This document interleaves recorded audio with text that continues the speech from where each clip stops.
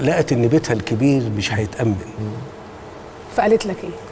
انا بتكلم على المرأة المصرية. المرأة المصرية. فقالت لك ايه برضه؟ فانا لن انسى ابدا يعني وساقف وثائق التاريخ، ويمكن تقف الانسانيه على دور المراه المصريه في المرحله اللي فاتت والمرحله القادمه بصراحه كده. فهي قالت لي كده برضه، قالت لي ما عندكش خيار، احنا بنحبك صحيح لكن الوطن ده هيضيع.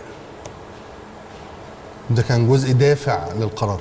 لا اطمئنانك برضو الى انه النصف الاخر في الحياه موافق على قرار مصيري زي ده؟ انا عايز اقول لك يعني الوطن مش هيتحدد مصيره كده.